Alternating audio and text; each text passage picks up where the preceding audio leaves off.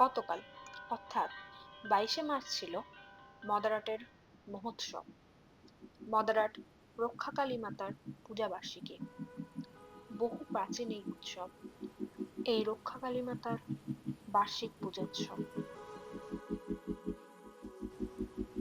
এই প্রাচীনত্বের খবর কেউ রাখে না। আমরা অনেক ছোট, তখন দাদুর মুখে শুনেছিলাম। ঠিক কত বছর আগে এই পূজা শুরু হয়েছিল কেউ তা জানে না। দাদুরাও তাদের দাদুর কাছ থেকেই শুনেছিলেন একই উত্তর। শুনেছি প্রাচীনকালে যখন পূজা হতো ছিল না এত জাঁকজমক, এত ঘটা। তখন মা আসতেন অন্ধকারে, লণ্ঠন বা প্রদীপ জ্বালিয়ে।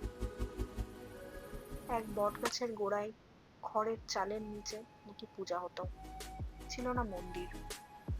এই আমার দাদুর দোকান। ছোটবেলা থেকে দাদুদের মুখে শুনে আসছি আমাদের মা ভীষণ জাগ্রত। অনেক ইতিহাস আছে আমাদের মায়ের। তার কিছু ঝলক তোমাদের শোনায়। আমি শুনে শিহরিত হতাম। এখন তোমাদের শোনায়, শোনো। ওই যে দেখালাম দাদুর দোকান, ঠিক মন্দিরের পাশেই ছিল দাদুর দোকানটা। দাদুরা নাকি রাত্রে দোকান চৌকি দেওয়ার জন্য রাত্রে দোকানেই থেকে যেতেন।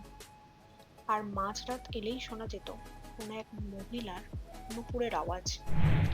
তখন লোকের মুখে কথিত ছিল মা নাকি রাত হলেই বেরিয়ে যেতেন মন্দির থেকে, রাতে মদারাটের মানুষকে পাহারা দেওয়ার জন্য। নিজেই ঘুরে ঘুরে মানুষের পাহারা দিতেন। আমি তখন এই গল্প শুনতাম আর শিহরিত হয়ে যেতাম। মা আবার এসেছেন এই বছর তার নিজস্ব ধামে। এখনো মনে পড়ে সেই গল্প, সেই ছোটবেলার দাদুর বলা গল্প।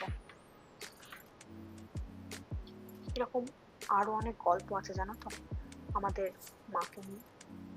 আবার অন্য কোনো দিন বলবো, আরো অন্য কোনো গল্প নিয়ে আসবো তোমাদের কাছে। আজকের পুজোর কিছু ঝলক তোমরা দেখতে থাকো।